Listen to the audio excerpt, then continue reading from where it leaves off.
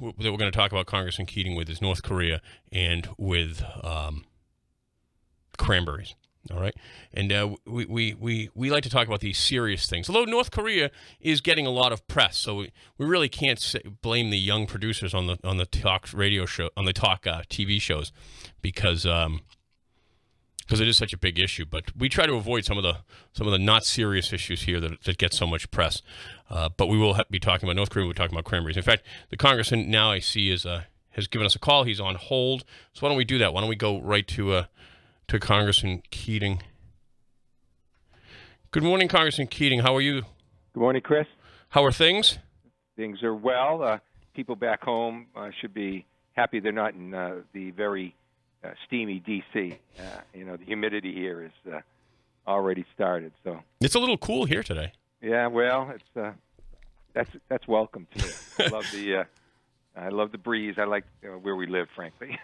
No, absolutely. No, we really live in a beautiful part of the world. People wait all year to come and spend a week with us, That's right. So we're lucky. Okay, so big doings down in Washington. Congressman, let's kick it off with your thoughts on North Korea. And of course, you have a real bird's eye view of this and have had it for a long time because of your position in Congress on foreign affairs. Talk to us about North Korea. What your thoughts are, sir? Well, when I went there not too long ago, and since I've been back, I've followed the issue, obviously, through the Foreign Affairs Committee very closely. But I remember coming back, and it was the thing I found most concerning, given what happened, I'm comforted by to an extent. I was most concerned, and it didn't receive a lot of attention, with the threat every day that existed on the border.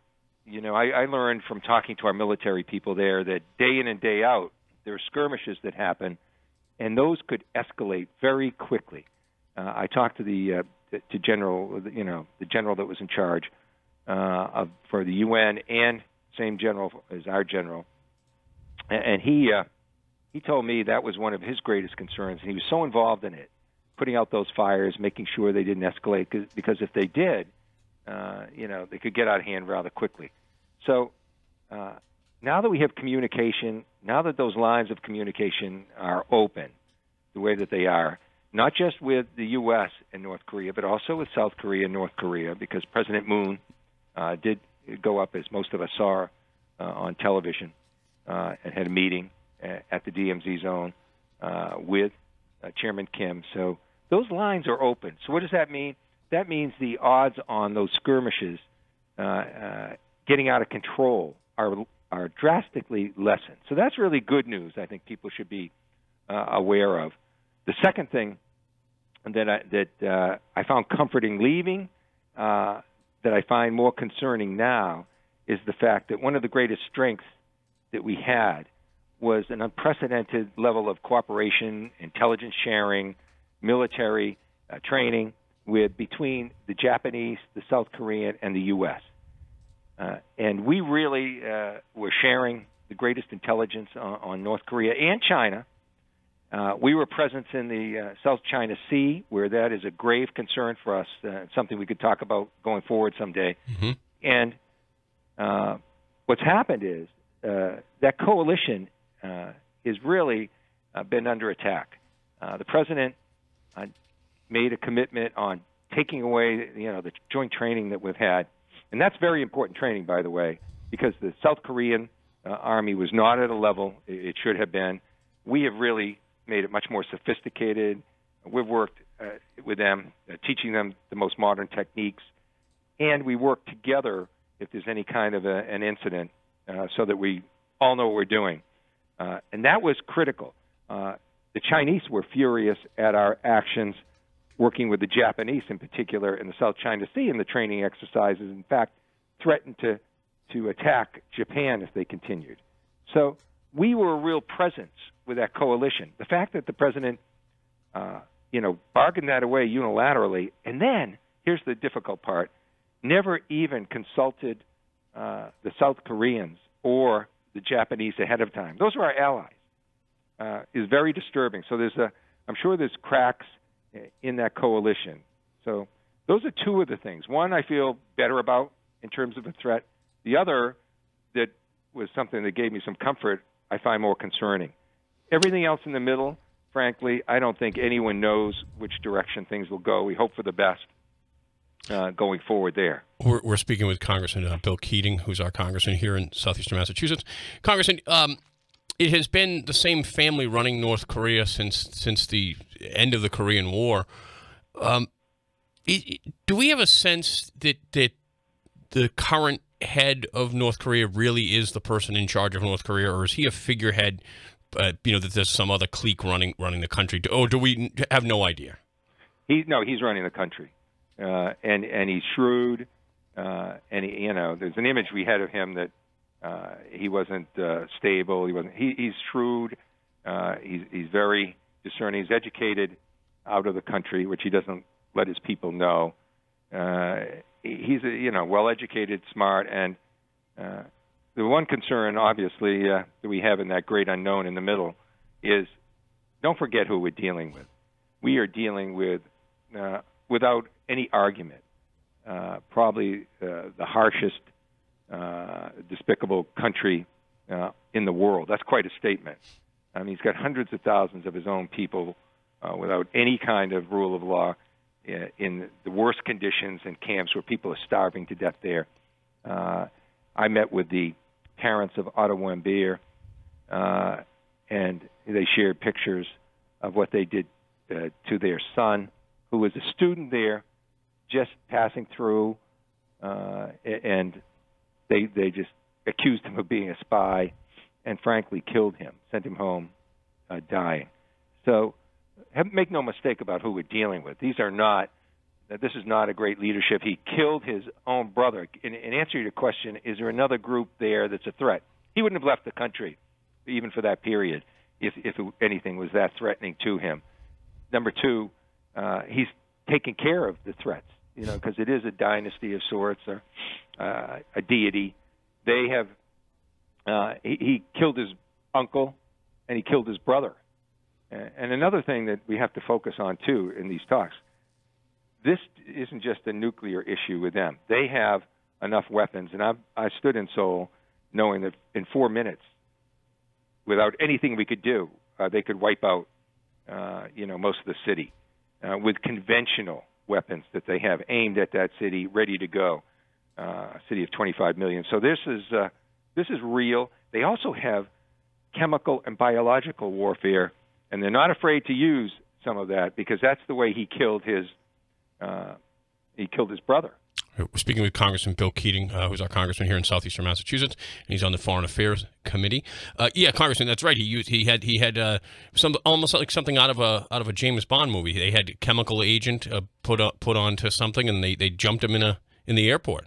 Right, when he was signing the agreement, it was reported that he had an assistant with him with latex gloves on to take the pen and examine it. And Frank, I guess he used another pen. But I mean, this is who we're dealing with. And when you make agreements, just as we did with Iran, the people you deal with that you're dealing with are your enemies. Right. So I mean, there's nothing wrong about using diplomacy, working. It's our only real option, working that side of pressuring for an outcome. But I was very concerned about what's happening to that coalition that was rock solid, that was so important. And China is a beneficiary of that as well. Any kind of we don't even know when they say training exercises. Does that mean the training exercises we have with Japan, the naval exercises? That's not even clear now. We're speaking with Congressman Bill Keating. Congressman, what is the role? Is this something that should be submitted to the Senate as a treaty for ratification, assuming a deal is actually inked? I don't think in today's environment that that will be practical. Okay. I think it'll be an agreement that's hashed out. It's just going to be too difficult to get enough votes, for a treaty. So I think it'll be, as was the Iran deal, an agreement. I do think that time is of the essence. I don't like the open-endedness of this. Kim's, predecessors, his family members, their MO was to be able to agree to something, stall, and then forget their agreement. This could be different. I mean, we have to be hopeful, but we have to be cautious. It's just like, trust everyone but cut the cards. Right. We're speaking with Congressman Keating. Congressman, one of the big issues in this is they kept a lot of our prisoners. I think that's basically an established fact after the end of the war. Well, United Nations soldiers as well. The president has asked for the remains of our soldiers to be brought back here. What are your thoughts on that? Well, I was scheduled to go to South Korea, and that was postponed beyond my control. But part of our mission was to go get the remains. There were many of the remains right over that line of our soldiers. In Vietnam, we have an agreement, and indeed, there's a funded part of the military that is responsible for going. That makes our country different. We have different values than a lot of other countries in this regard, and I'm proud of those values.